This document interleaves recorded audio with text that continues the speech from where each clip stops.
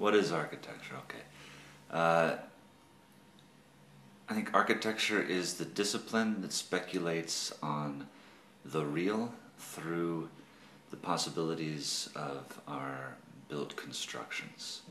And it does this through what I'd call a medium promiscuity of drawings, models, images, renderings, texts, computations, narratives, and all of these things begin to build up a way in which to imagine how the real could be other.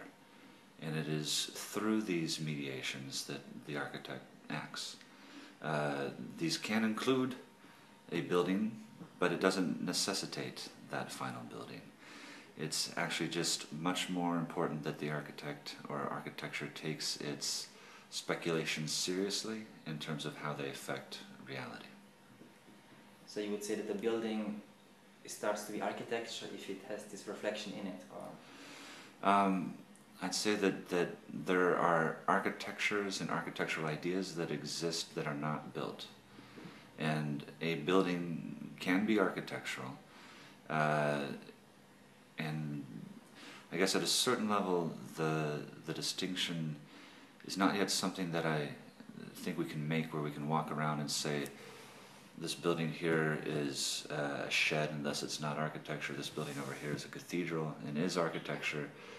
But the things that we do work on, which can be sheds or cathedrals or things that are not in the realm of final built projects, it's actually the question of how it changes, alters, positions, provokes, and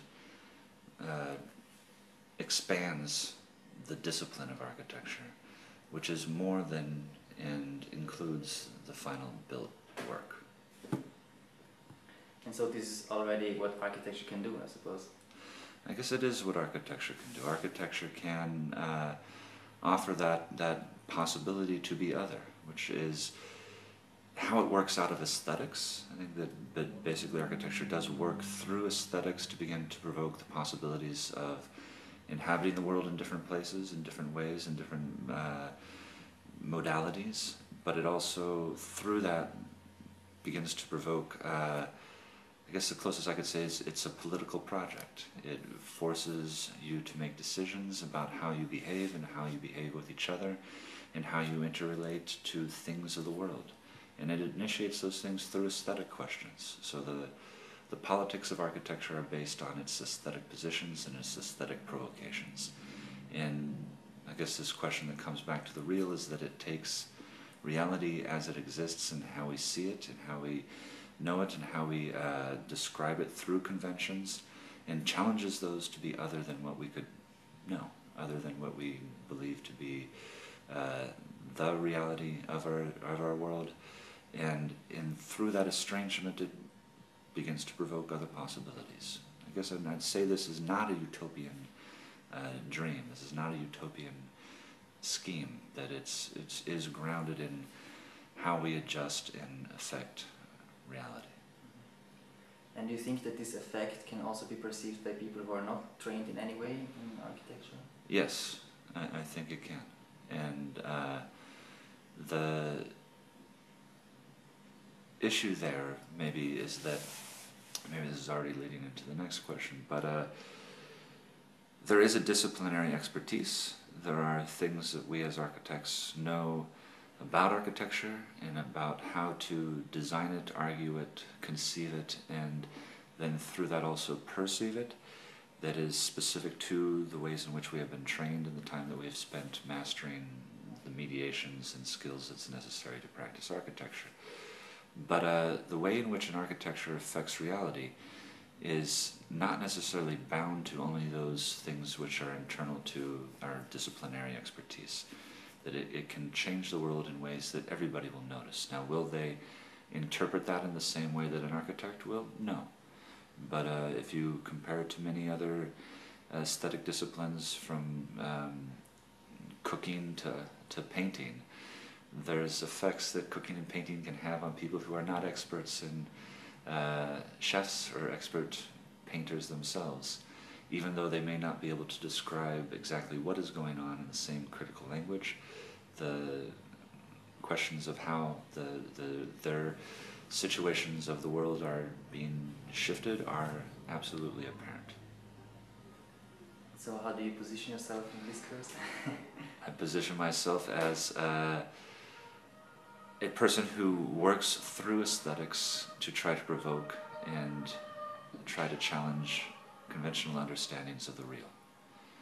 And I do that through all of these mediations, and one of them actually as important as something like the practice in building is that architecture is a disciplinary condition, and there are things within its history that we need to know, and the position that I probably value as much as practice is teaching, and how to have those discussions and continue those traditions and challenge those traditions if need be within universities, within non-university structured educational conditions as well, but working with students and working with colleagues as a discourse.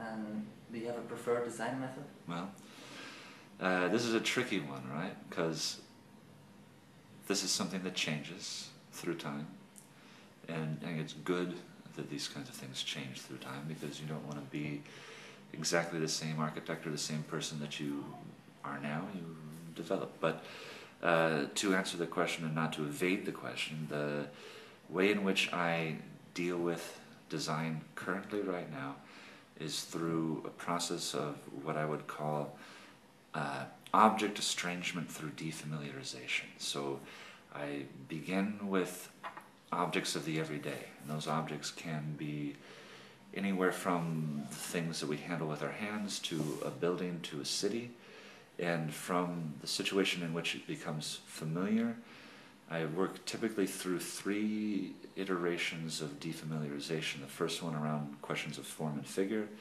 the second one around questions of articulation, which is ornament and decoration, and tectonic, and the third one around questions of scenario, which is the ways in which it enters into a site, a program, and challenges those sites and programs to be considered differently with the presence of the intervention by the architect. And all of these things feed back on each other, so that the questions of what happens when a condition in a scenario is put forward forces you to change its the design's figuration, forces you to think differently about its articulation, and from there things begin to iteratively feed back on each other, and the design moves forward. If you want to talk about a method in terms of specific media, I do work digitally, and this is not because I somehow feel that a digital medium is better than any other medium, but I feel it is actually the medium in which we practice now in a contemporary architectural culture, and that if you are not working within that medium, you are actually not participant in that culture in the way that you need to be. This doesn't make the design any better or any worse, and there's nothing inherently within computation or within digital work that has a new idea or has a value inherent to it as a medium, but it is the mode and the tool through which we practice contemporary architecture, and I am part of it.